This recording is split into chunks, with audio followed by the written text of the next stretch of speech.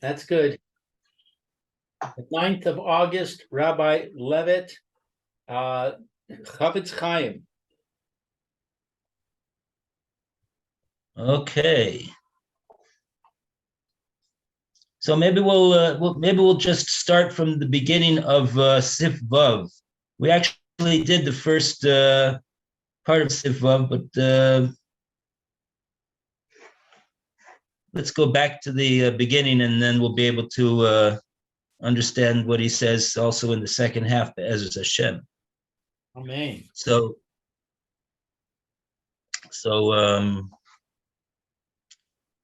Alan, you want to start for us the beginning of Sif Vav.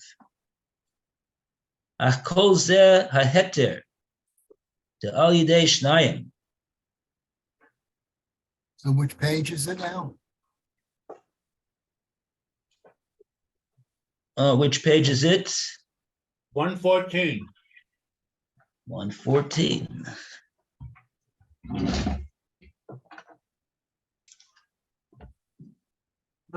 Use all the noise and doing drilling. We're getting an elevator.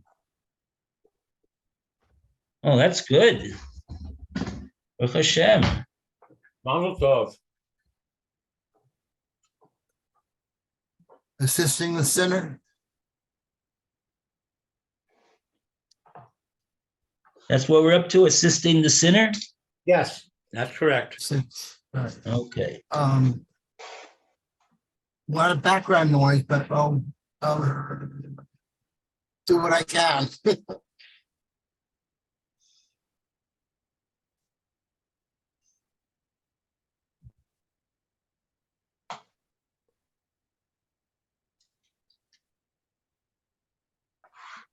Number 6. Yeah. If someone else should start it because there's too much background noise. Okay. Very well. Lou, would you like to start? Yeah. Assisting the sinner. The Chofetz Chaim qualifies the aforementioned license for two people to speak to someone who will take matters into his own hands. Ach kol zeh haheter de'al yidei shnayim. However, this entire license for two people to inform Shimon about their concerns with Levi, leish shetiv o la'asos ma'aseh ba'atzmo, when they know that Shimon's nature is to take matters into his own hands, Eino mo'il rak sheyinatzlu al yidei zeh me etzem. Ha'isur shel diborim ha'asurim. This is effective only to absolve them of the prohibition of forbidden speech. Since as two witnesses, their words are credible, and the loss Levi will sustain would have been enforced by Beis Din. They have not spoken rechilas. Aval al kol panim, but all the same, mima sa yea yedei ovrei avera lo nifke. They are still classified as me'asera luvrei avera, people who assist transgressors. Sha'al yedei yadam ya'aseh ha'ish hamisafrim lo devar isur. Since it is through them that Shimon, person they are speaking to, will subsequently perform a forbidden act. by taking matters into his own hands, over and above the halacha that the Beis Din would enforce. And so that, since that would be usher for Shimon to do, so for these two witnesses to tell him that Levi is not a good business partner for him would mean that even though they wouldn't be guilty of speaking devorim asurim, forbidden speech, but they would be regarded as assisting a transgressor.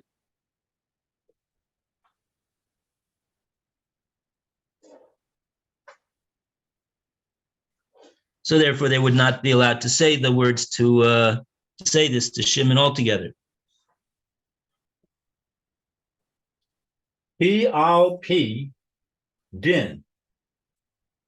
Shimon's actions against Levi are improper because according to halacha,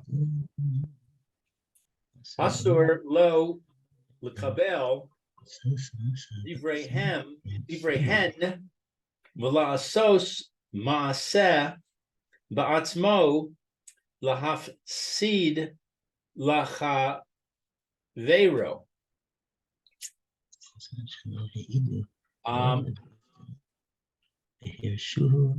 Shimon may not believe the two speakers' account to the degree that he takes action to harm Levi.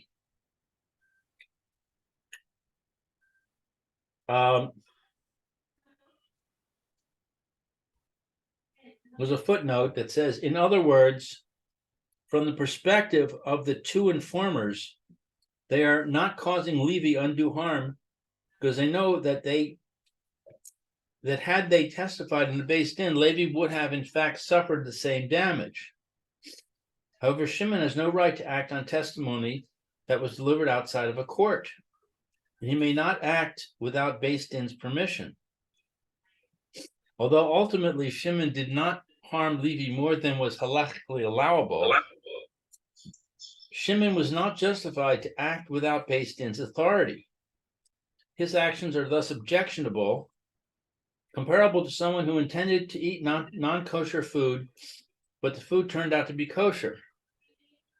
The two informers who facilitated Shimon's actions are thus referred to as Maaseh Lovrei Avera, people who assist transgressors. Okay, so back to the text. Shimon may not believe the two speakers' account to the degree that he takes action to harm Levi. Kol zaman shelo heidu alav beveis din. Such action remains prohibited to Shimon so long as the two witnesses have not testified against Levi before a Beis Din.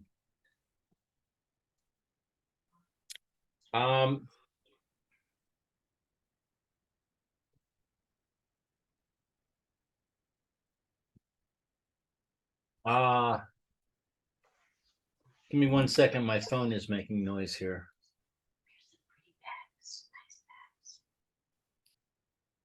Okay, sorry. V'hir shuhu Beis Din la'asos kain. And Beis Din has not yet authorized Shimon to take action.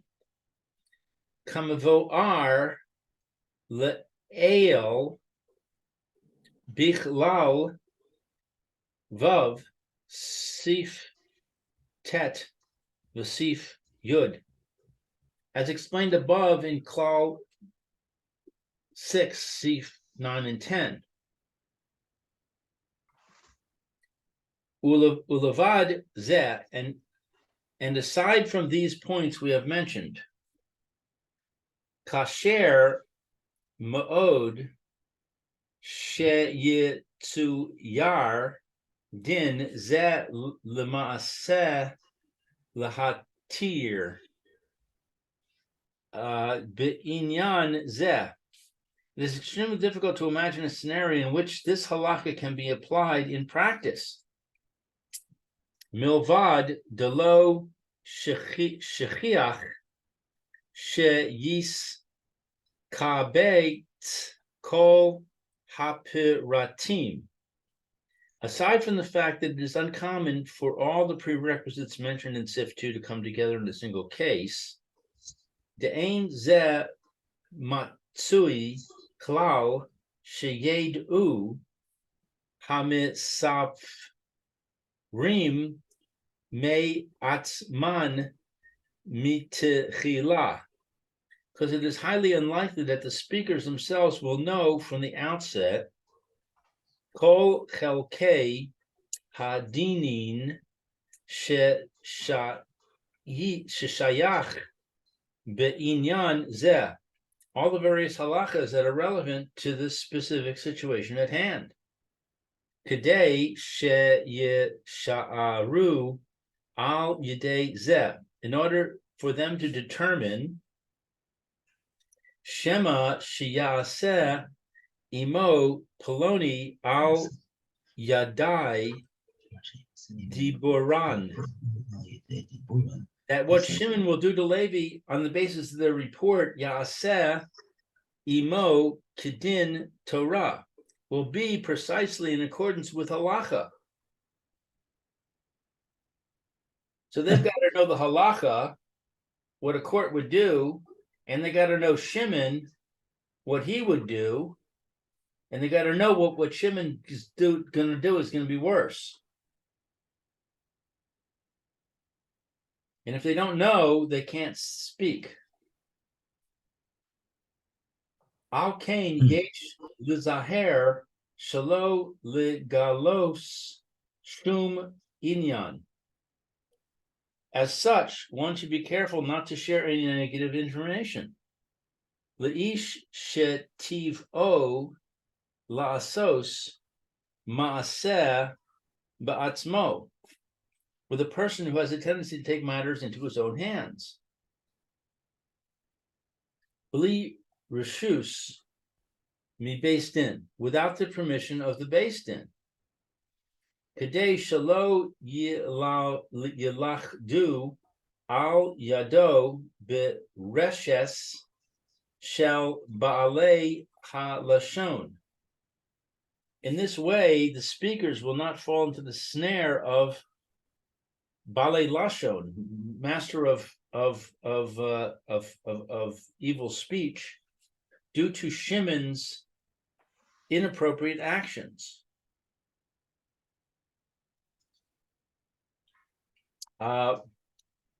Bishomer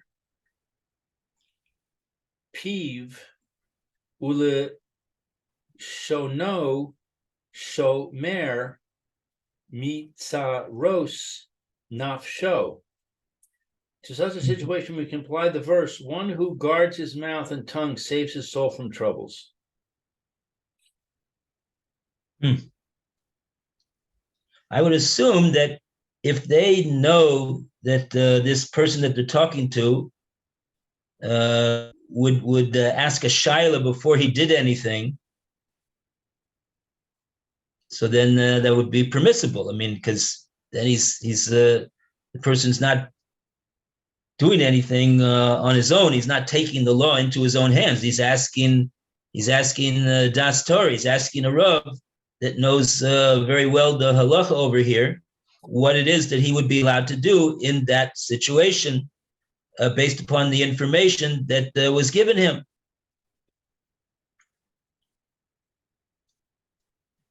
But that's just the point. I mean, we're not talking about such a person. That's what the Chofetz Chaim is saying. Talking about a person who is not going to go to a Rav and ask him what he should do. He's going to do what he thinks is the best thing for him to do. That's what he's going to do. And that, what he thinks is the best thing for him to do, is not necessarily according to the halacha. It's probably not going to be according to the halacha. And therefore, that's why the Chofetz Chaim is warning us who are reading who want to know what he has to say about this matter. would find ourselves in such a situation.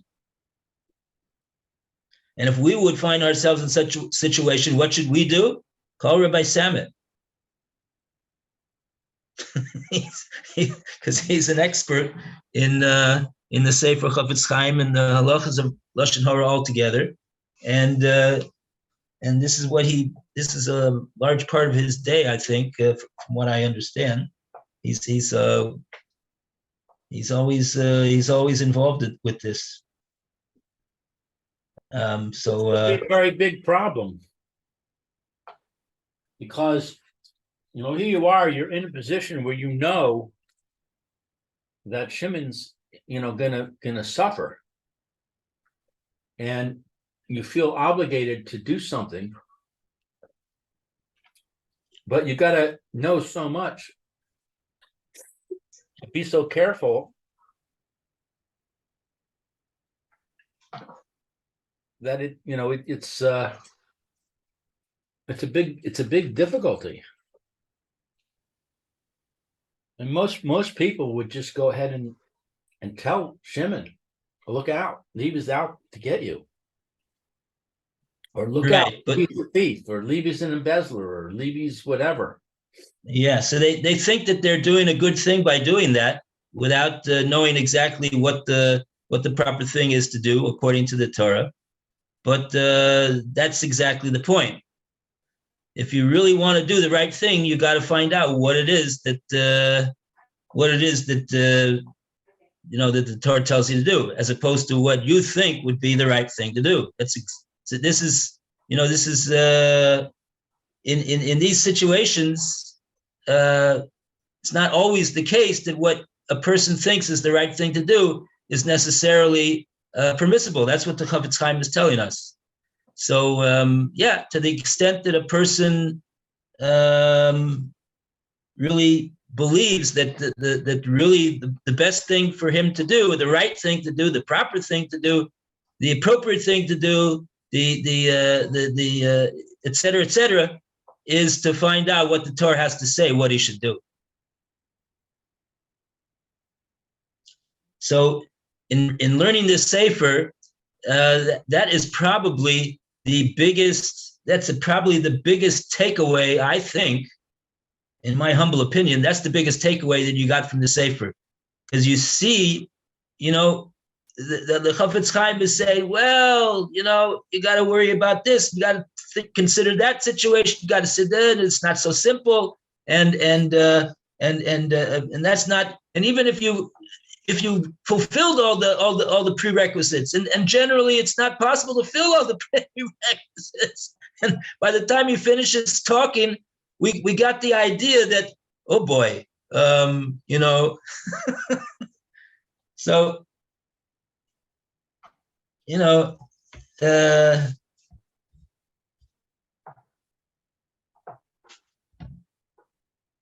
people don't like to feel that they can't. Their hands are tied unless they ask the rabbi. But,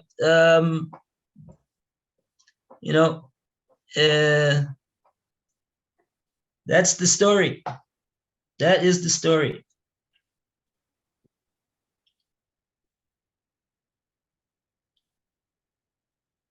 I wish the Chofetz Chaim would say this black on white, what I'm saying.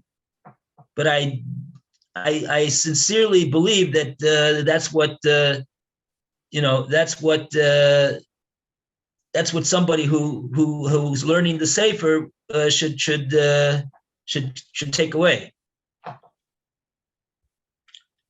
And if you'll say, well, if so, then what do I need to learn the Sefer for? You need to learn the Sefer because you need to know what is a gray area, like this area that he's talking about over here, and what's a black and white area that you don't need to ask because there's no doubt about it. That's what you need to know.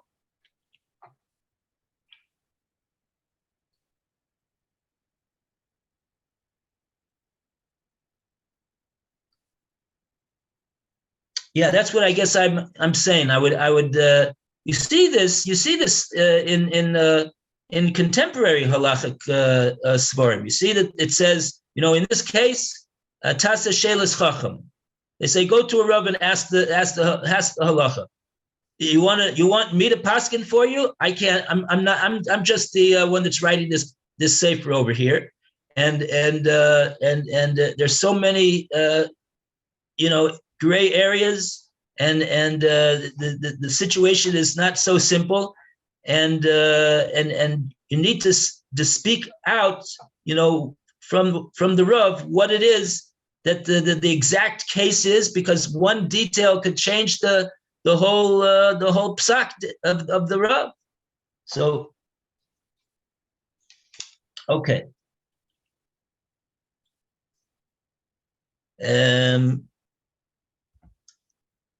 Sif Zion. Informing the victim. Informing the victim. Okay. Up to this point, we have been dealing with warning Shimon about his potential partner, Levi. We now proceed to a case in which Reuven wishes to inform Shimon that Levi has stolen from him or caused him damage. Oh. Very good. So I guess up to this point, we've been talking about potential, and now we're talking about actual. Right. V'hu hadin le'inyan legalos le'echad. The same guidelines apply to Reuven disclosing to Shimon ma she'acher gizalo o he ziko o shum ra'a kiyotze bazeh. That Levi stole from him, damaged him, or harmed him in any way. The footnote says that is that if Reuven wants to help Shimon recover his loss from the theft or the damage. So you have a toelis here. You're not just telling him, by the way, he did something. You want to help him to recover. Ein mutar ad she yushlam kol hapiratim hanal. It is not permitted for Reuven to inform Shimon that Levi undermined him unless all the conditions mentioned above in Sif 2 are fulfilled. That was the 5 conditions, right? Right. That he determines that this is the course of action that needs to be done. That he really did embezzle from him. That he really did steal from him. That he really did harm him, cause damage, and not to exaggerate it. And that the reason that he's telling him this is for a toelis, for positive reason, and also this last thing that we're talking about, the 5th condition, which is that he has to know that the Shimon, the one that he's telling to, that Levi harmed him, he's not going to do something which would be unwarranted by he's not going to do something which is over and above and beyond what the Beis Din would do in such a situation. Right. V'gam hochicho mitechila. And only if Reuven already rebuked Levi for his actions. V'lo kibel divarav. And Levi rejected Reuven's words. Oh. Aval bilav hachi asur. Otherwise, it is forbidden for Reuven to tell Shimon what Levi did.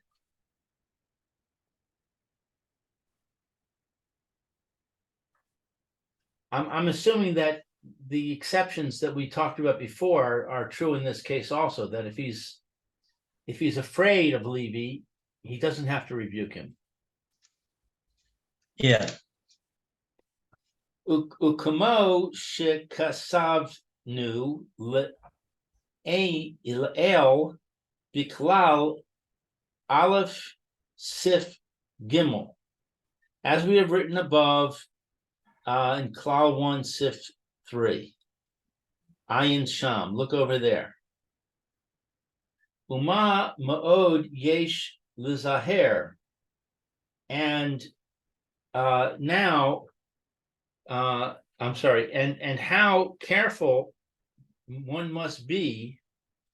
Shalo lehod ros la'atzmo heter te chef be'in yanim elu, and not to immediately decide for himself that he is permitted to disclose another person's misdeeds in such situations.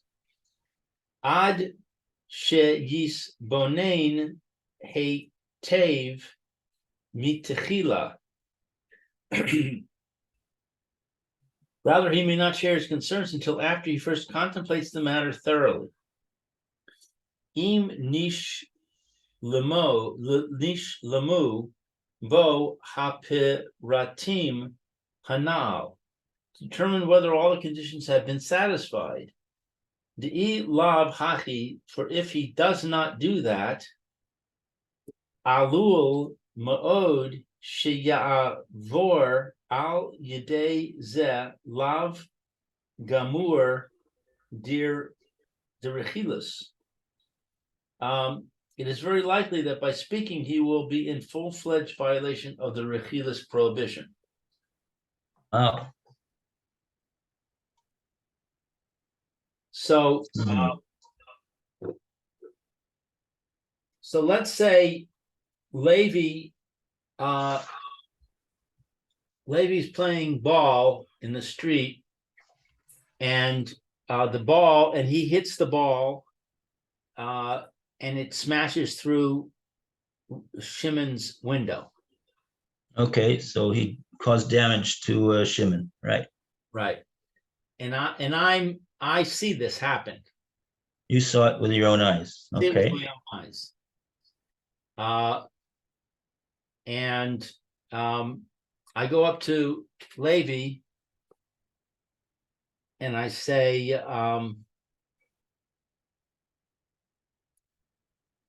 want me to go with you to Shimon's house to tell him that we broke his window?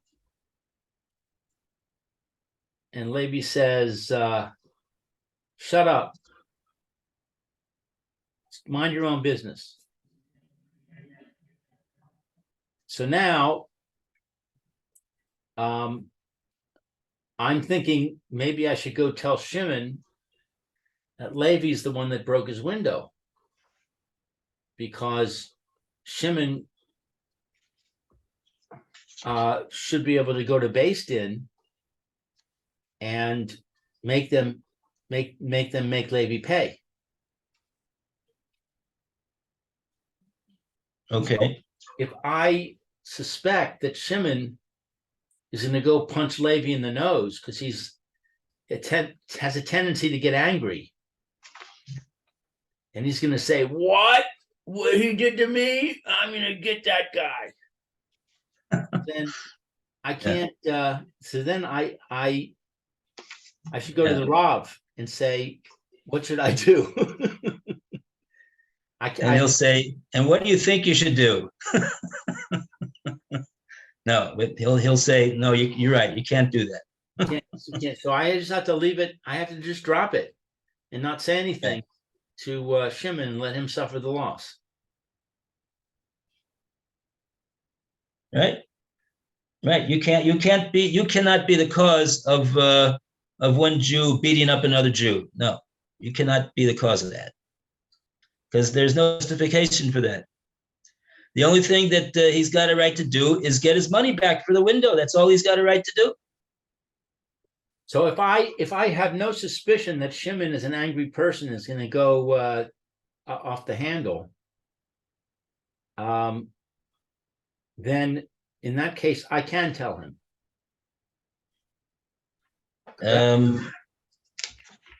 Let's just thinking about the 5 conditions. You know that he's going to just ask it, he's going to do according to the halacha would dictate him to do. So I think you could tell him. I think so. What were the 5 conditions? Let's do a review on the 5 conditions. The 5 conditions were, number 1, you determined that, where are they? On page 106.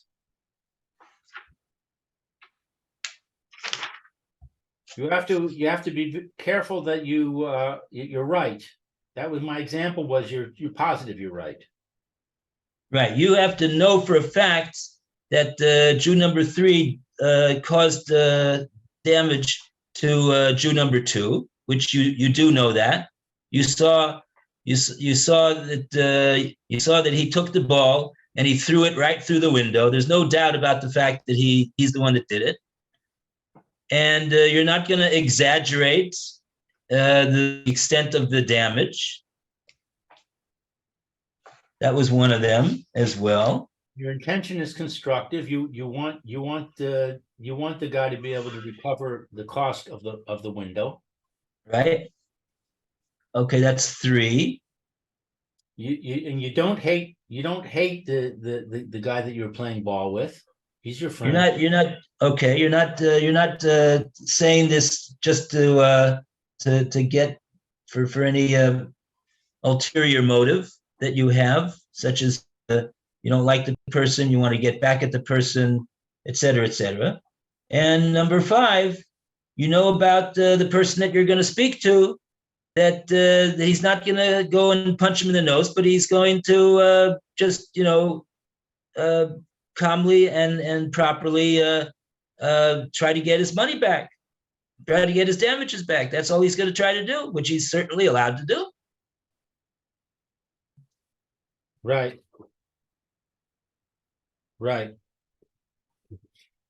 Now, what's this issue of 2 people?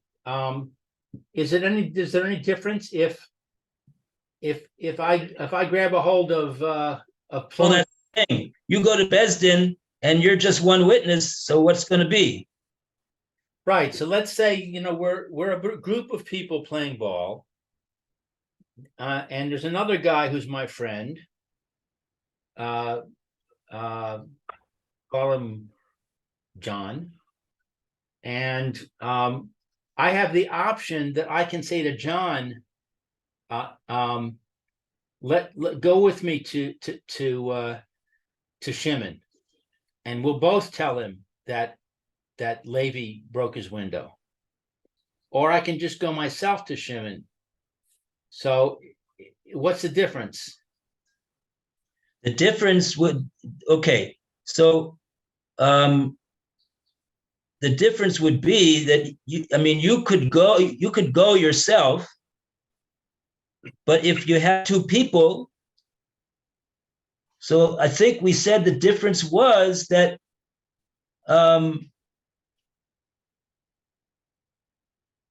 obviously 2 people has more believability, and so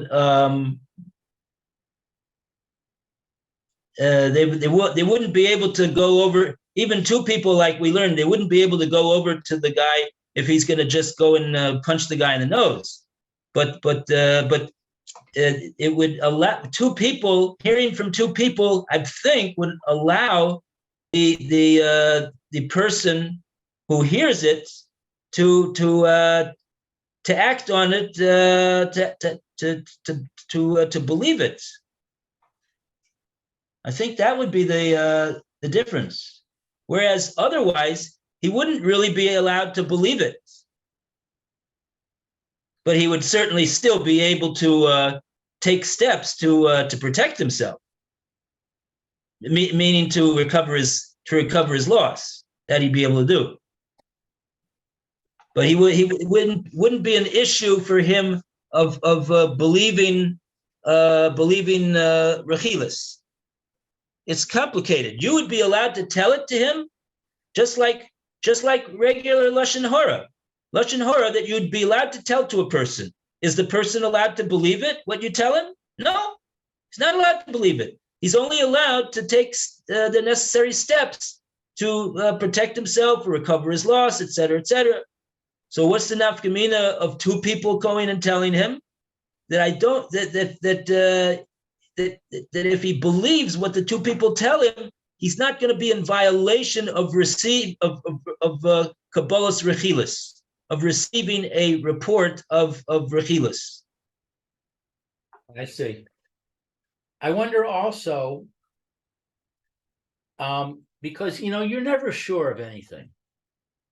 Even if you know Shimon really well, you can't be sure how he's going to react. Right. Now, if I go to him and I say, Levi broke your window, and I'm only one person, so I need to be concerned that maybe he'll say to himself, I'm never going to get this money back because I can't go to Beis Din because I don't have two witnesses. So I'm going to go punch him in the nose. Whereas if I go with John, and then Shimon will say to himself, okay, I can go to Beis Din because I've got two witnesses. So that's what I'm going to do. I'm not going to punch him in the nose. Mm-hmm. Is that a legitimate concern, you think?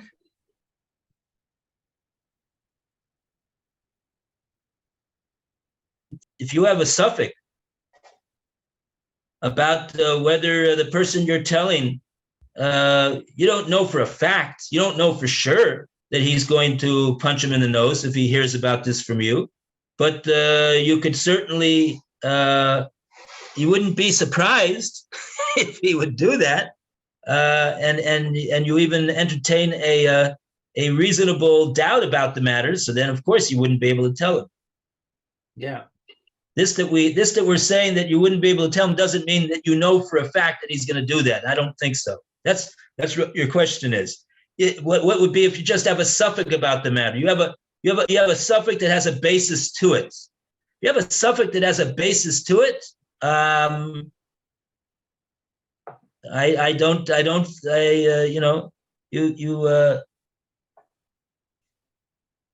can't, I don't think you could say, I don't think you could tell it. Yeah. But I mean, you have to know the person. If the person is a person that follows yeah, you're right. I know, when it comes to money, it's a whole different story. The guy could be Shomer Shabbos and he only eats Badat's hechsher and et cetera, et cetera. But when it comes to money, you never know. That's what I'm thinking. I remember there's a story about a rabbi, a substantial rabbi who was a posek, and he had a case in Beis Din, and they ruled against him, and he was unhappy with the ruling, and he questioned the judge. And the judge said, well, to tell you the truth, I'm basing my ruling on a book that was written by you. So when he wrote the book and he wrote the analysis of this particular issue, he was clear-headed. But when he was when he was subjective, when it was his case and he was subjective, so it clouded his judgment, and he didn't know his own halacha. He forgot that. Yeah. So you could have somebody who, you think, oh yeah, he's Yiras Shamayim, and he davens every day and he follows the halacha and blah blah blah, but you never know how he's going to react, and when he gets angry, and if the situation is somebody broke his window and didn't say anything. It's unless you know him really, really well, you're going to have a suffix, I think. Yeah. Wow. Better go get John. Yeah. Oh, John. Oh, yeah. Oh, the second guy. second witness, the second guy who was playing ball. Oh, you're saying then he'll feel, uh-huh. And they'll feel, okay, I can go to Beis Din. I've got two good witnesses here. He's not going to lose his money. That's what's that you're saying. That's what's getting him angry, and you're worried that he might do something because he's not going to get his money. But if he feels that he's got a reasonable chance to get his money back, so then he's not going to do anything against the guy who broke the window. Right. Okay. Yeah, I hear. All right, time's up. Time is up. Okay. Thank you, Rabbi. All the best. Yesh koyach. You're welcome. And we'll be seeing you. Are we going to have we're going to continue with Baba Kama. Emir Hashem, see you in 10 minutes. Okay. Okay.